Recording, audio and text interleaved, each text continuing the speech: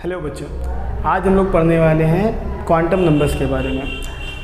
Chemistry का एक काफ़ी इम्पॉर्टेंट टॉपिक है क्वांटम नंबर्स, जिसमें काफ़ी ज़्यादा बच्चों को प्रॉब्लम्स आती हैं। तो सबसे पहले ये है क्या, इनका बेसिक क्या है कि क्वांटम नंबर्स किस चीज़ को कहते हैं। इलेक्ट्रॉनिक कॉन्फ़िगरेशन जब आप किसी भी एटम का निकालते हैं तो वो आपको ये इन्फॉर्मेशन देता है कि किसी भी एटम पे इलेक्ट्रॉन जो हैं वो किस तरह से उसके अंदर फिल्ड हुए हैं, मतलब वो किस शेल के अंदर हैं, उसके बाद वो किस सब शेल के अंदर हैं, बस यहाँ तक। उसके बाद की जो इन्फॉर्मेशन है वो आपको क्वांटम नंबर देंगे कि वो सब शेल के कौन से ऑर्बिटल में हैं और फिर उस ऑर्बिटल के अंदर वो किस तरह की मूवमेंट कर रहे हैं, मतलब वो कैसा स्पिन कर रहे हैं, आइदर क्लॉकवाइज और एंटी क्लॉकवाइज। अब इलेक्ट्रॉन्स जो होते हैं वो दो तरह की मूवमेंट करते हैं, या तो वो क्लॉकवाइज रोटेशन करेंगे या फिर वो एंटी क्लॉकवाइज रोटेशन करेंगे। तो ये कंप्लीट इन्फॉर्मेशन हो जाएगी किसी भी इलेक्ट्रॉन के बारे में। अब सपोज करते हैं हम किसी एक एटम की बात करते हैं, जैसे कि आयरन। तो अगर हम आयरन को लें और उसके 22nd इलेक्ट्रॉन की बात करें, 22nd इलेक्ट्रॉन, ठीक है। तो जब हम इसका इलेक्ट्रॉनिक कॉन्फ़िगरेशन करेंगे, जब हम इसका इलेक्ट्रॉनिक कॉन्फ़िगरेशन करेंगे तो हमारे पास क्या आएगा, ऑफ-बाउ रूल के हिसाब से 1s2, 2s2, 2p6, 3s2, 3p6, 4s2 and 3d6। मतलब इसका जो फाइनल लास्ट इलेक्ट्रॉन है वो गया आपके 3d सबशेल में, ठीक। अब 3d सबशेल के अंदर होते हैं 5 ऑर्बिटल, ठीक है, 1 2 3 4 और ये 5, और उसमें है 6 इलेक्ट्रॉन। तो हुंस रूल के हिसाब से हम इलेक्ट्रॉन फिल कर लेंगे, 1 2 3 4 5 और ये 6 इलेक्ट्रॉन। अब पूछा क्या गया है, 22nd इलेक्ट्रॉन के ऑल क्वांटम नंबर्स, ठीक है। अब सबसे पहले जाने क्वांटम नंबर्स कितने होते हैं। देखिए ये तो डिटेल है कि कोई भी एटम है तो उसका कोई भी हम इलेक्ट्रॉन, जब हम उसका इलेक्ट्रॉनिक कॉन्फ़िगरेशन कर लेंगे तो उसके किसी भी हम रैंडम कोई भी इलेक्ट्रॉन के सारे क्वांटम नंबर्स कैसे बताएं। मे बी वो इसके इलेक्ट्रॉन्स हो सकते हैं, इस सब शेल के इलेक्ट्रॉन हो सकते हैं, इस सब शेल के इलेक्ट्रॉन हो सकते हैं, बताना कैसे है। सबसे पहले हमारे पास जो क्वांटम नंबर्स हैं वो 4 तरह के, आप इसको याद रखें। कौन कौन से। सबसे पहला क्वांटम नंबर है प्रिंसिपल, ये ज़्यादा छोटा हो जाएगा, बड़ा लिखते हैं थोड़ा सा, प्रिंसिपल क्वांटम नंबर। इसको रिप्रेजेंट करते हैं n से, ठीक है। ये बताएगा आपको कि इलेक्ट्रॉन कौन सी शेल में है, फर्स्ट शेल में है, सेकंड में है, थर्ड में है, फोर्थ में है या फिफ्थ में या किसी में भी। ये बताएगा आपको नंबर ऑफ शेल। फिर आता है आपका azimuthal quantum number, azimuthal quantum number. इसको रिप्रेजेंट करते हैं L से। ये बताता है कि इलेक्ट्रॉन किस सब शेल में है, कौन से सब शेल में वो इलेक्ट्रॉन लाई करता है। अब सब शेल कितनी होती है आपके पास, इसको रब करके दोबारा से आपको बताते हैं।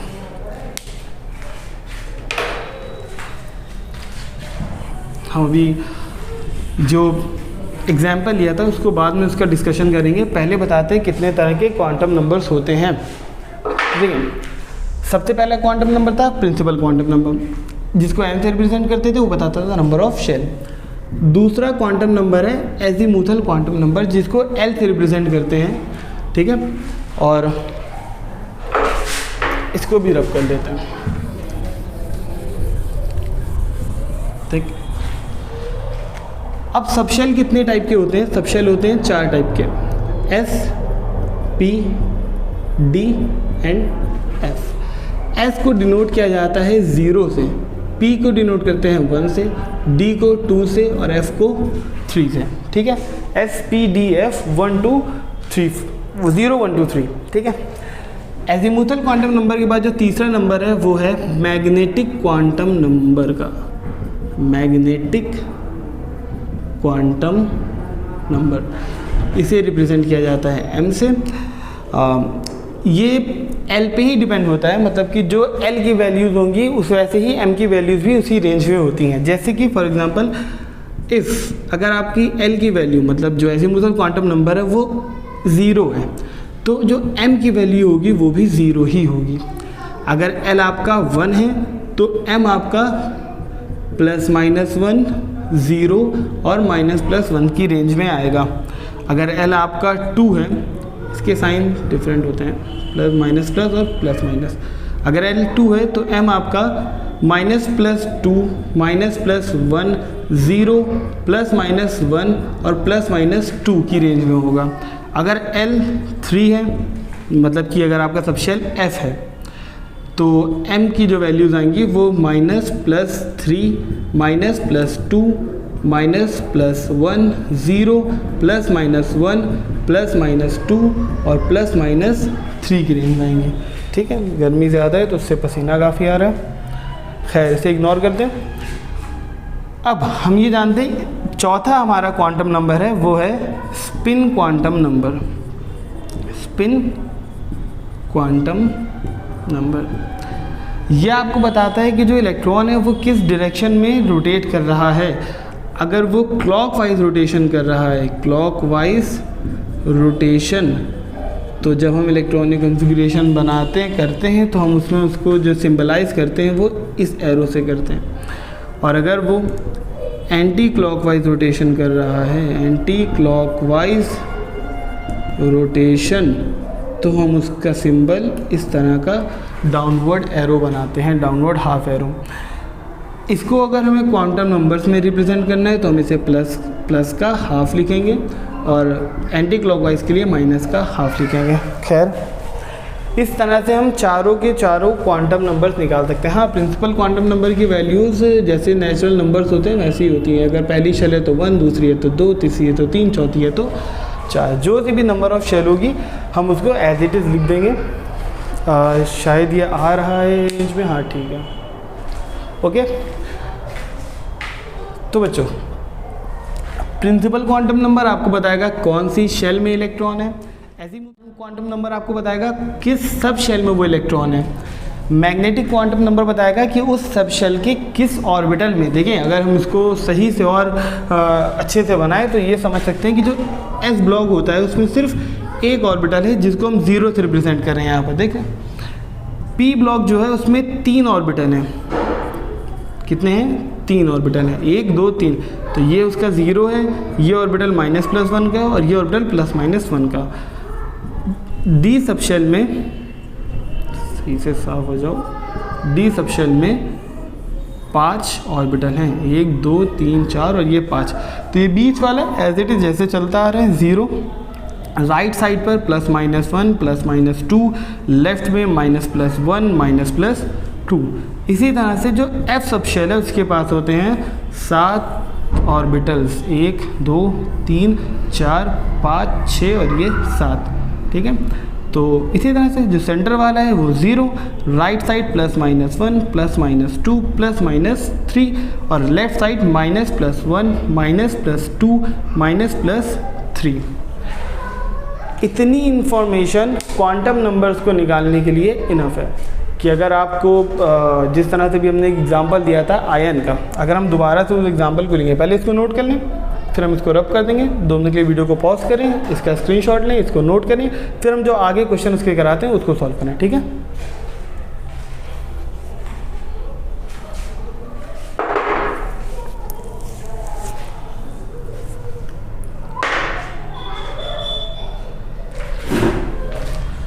तो ठीक है, फिर अब हम लोग इसके एग्जाम्पल्स करते हैं। क्वांटम नंबर्स के बारे में जितनी डिटेल पता करनी थी पता कर ली, अब डायरेक्टली इसके क्वेश्चंस पर आते हैं। ये सारा रब कर दें, ओके, ठीक है। जैसे कि अब आते हैं, हमने एग्जांपल लिया था आयन का, Fe, जिसका इलेक्ट्रॉनिक कॉन्फ़िगरेशन, जिसका एटॉमिक नंबर होता है 26। अगर हम इसका इलेक्ट्रॉनिक कॉन्फ़िगरेशन करें तो क्या आएगा 1s2 2s2 2p6 3s2 3p6 4s2 and 3d6।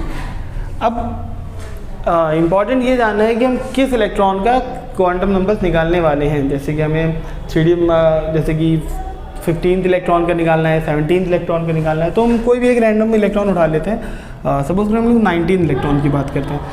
तो अब देखिए 19 इलेक्ट्रॉन यहाँ पे कहाँ लाई करेगा, 2 4 6 10 इलेक्ट्रॉन्स यहाँ तक हो गए, ये 2 12 हो गए, 12 और 6 18 हो गए। अब जाहिर है 19th इलेक्ट्रॉन इसके अंदर आ रहा होगा, क्योंकि जब तक हम इसको फिल करते रहे तो हमारे 18 इलेक्ट्रॉन यहाँ तक आते आते कंप्लीट हो चुके हैं। अब 19 इलेक्ट्रॉन कहाँ पर आएगा, 4s।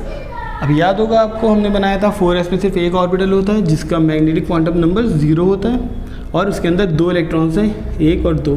अच्छा, यहाँ तक आते आते 18th इलेक्ट्रॉन कंप्लीट हो चुके हैं, तो 19th हमारा ये वाला होगा, क्योंकि पहले क्लॉकवाइज वाला इलेक्ट्रॉन भरा जाता है अकॉर्डिंग टू हुन्स रूल। हमें इस इलेक्ट्रॉन के सारे क्वांटम नंबर बताने हैं। तो देखें, सबसे पहले हम इसका क्वांटम नंबर बताना है, प्रिंसिपल क्वांटम नंबर, ठीक है, जो कि है n क्या है, नंबर ऑफ शेल। तो नंबर ऑफ शेल देखिए सामने दिख रहा है, 4th शेल है, तो इसका प्रिंसिपल क्वांटम नंबर क्या हो गया, 4th हो गया। दूसरा है azimuthal quantum number, azimuthal quantum number, ये L से रिप्रेजेंट होगा, ये बताता है कौन सी सब शेल है। तो ये सब शेल कौन सी है, S, और S सब शेल के लिए क्या यूज़ किया जाता है, S सब शेल के लिए यूज़ होता है नंबर 0। तो एजीमुथल क्वांटम नंबर क्या हो गया, 0।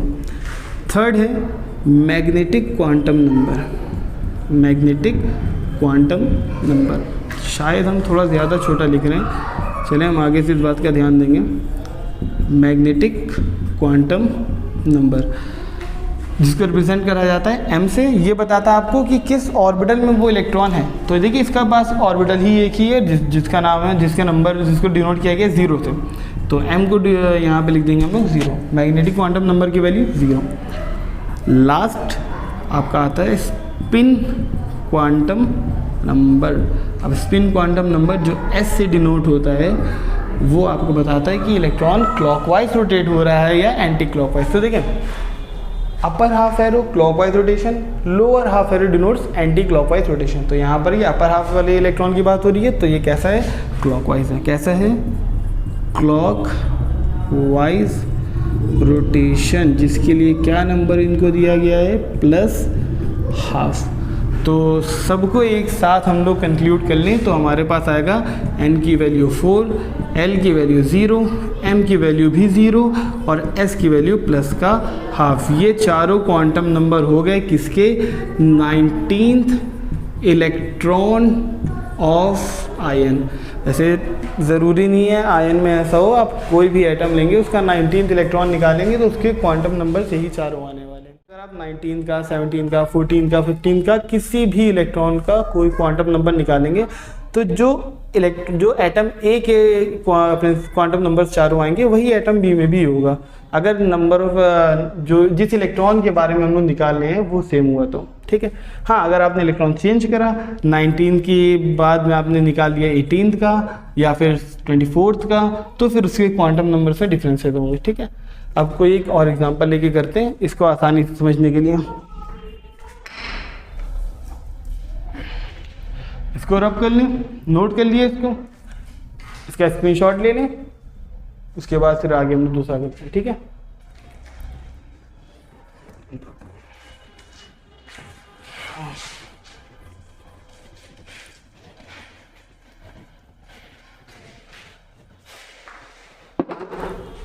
हाँ, एक काम करते हैं, इस बार एग्जाम्पल हमारा हो जाएगा थोड़ा सा एक्सेप्शन वाला केस भी ले लेते हैं, जैसे कि हमारा कॉपर है, ठीक है। कॉपर के पास इलेक्ट्रॉन कितने हैं, 29, ठीक। सबसे पहले इसका इलेक्ट्रॉनिक कॉन्फ़िगरेशन करा जाए। अगर ये जो एक्सेप्शन यहाँ पर स्टेबिलिटी को लेके बनता है, अगर वो ना होता तो हमारा इलेक्ट्रॉनिक कॉन्फ़िगरेशन कुछ इस तरह होना था, 1s2 2s2 2p6 3s2 3p6 4s2 3d9। लेकिन एक्सेप्शनली ये नहीं होता है क्योंकि 4s2 जो है, देखिए इसके पास एक ऑर्बिटल में 2 इलेक्ट्रॉन है तो ये तो स्टेबल है, लेकिन जो 3d9 है ये कंपैरेटिवली स्टेबल नहीं है, क्योंकि इसके पास 1 2 3 4 5 6 7 8 और 9 इलेक्ट्रॉन है। लेकिन अगर भाई ये एक इलेक्ट्रॉन समहाउ इधर आ जाता है तो इसके पास हो जाएंगे 3d10 और इसके पास होंगे 4s1। जैसे 4s2 स्टेबल था, 4s1 भी ऑलमोस्ट स्टेबल है। 3d9 स्टेबल नहीं था, लेकिन 3d10 स्टेबल है। इसका मतलब है ये ज़्यादा स्टेबल कॉन्फ़िगरेशन है, तो इस वजह से कॉपर की इलेक्ट्रॉनिक कॉन्फ़िगरेशन यही ली जाती है। अब हम लोग इसके 23rd इलेक्ट्रॉन के सारे क्वांटम नंबर्स निकालते हैं। 23rd इलेक्ट्रॉन, अब धीरे धीरे बड़ा लिखने की आदत डाल रहे हैं, छोटा लिखने की आदत है। खैर, तो 23rd वाली का इलेक्ट्रॉनिक पहले हम लोग देखें कहाँ पर अलाई करता है। 2 2 4 6 10 2 12 6 18 18 और 1 19 19 के बाद आपको जाना है 23 पर, 23rd पे।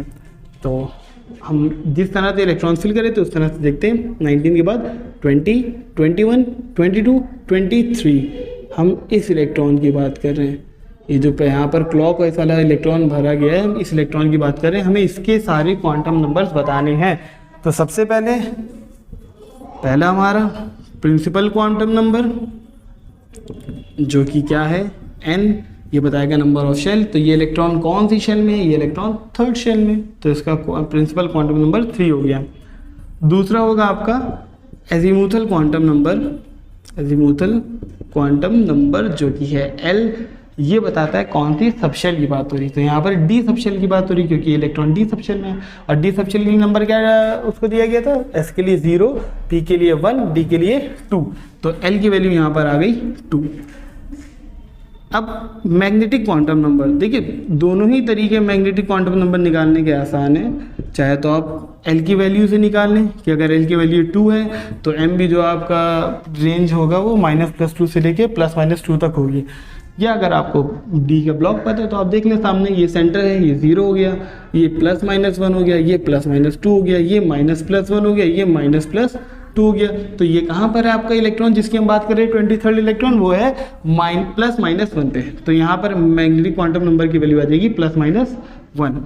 एंड आपका लास्ट वाला जो है स्पिन क्वांटम नंबर, जिसको एस से डिनोट करते हैं, ये बताएगा कि क्लॉकवाइज है या एंटी क्लॉकवाइज। तो ये अपर हाफ है, देखिए अपर हाफ वाला मतलब क्लॉकवाइज, इसको भूलिएगा मत। और लोअर हाफ मतलब एंटी क्लॉकवाइज, एंटी क्लॉकवाइज, ठीक है। तो अपर हाफ वाले की बात हो रही है, तो यहाँ पर हो गया कैसा, यहाँ पर हो गया क्लॉकवाइज, क्लॉकवाइज, जिसके लिए हम इसको लिखेंगे प्लस के हाफ से, प्लस माइनस नहीं, प्लस के हाफ से, ठीक है। तो इसके चारों क्वांटम नंबर्स क्या है, n की वैल्यू आ गई 3, l आ गया 2, m आया +-1 और s आ गया प्लस का हाफ। इसका मतलब जो 23rd इलेक्ट्रॉन है आपके कॉपर का, वो उसके चारों क्वांटम नंबर्स क्या होंगे, principal quantum number 3, azimuthal quantum number 2, magnetic quantum number +-1 और स्पिन क्वांटम नंबर प्लस का हाफ। तो इतना सफिशिएंट है क्वांटम नंबर समझने के लिए। बाकी तो उम्मीद है आपको ये वीडियो समझ में आई होगी। Principal quantum number, azimuthal, magnetic and spin quantum number, जितने भी हैं ये सारे कॉन्सेप्ट आपके आज क्लियर हो गए होंगे। और अगर आपको इससे रिलेटेड कोई भी क्वेश्चन पूछना है तो आप कमेंट सेक्शन में पूछ सकते हैं। मिलते हैं आपसे नेक्स्ट वीडियो में।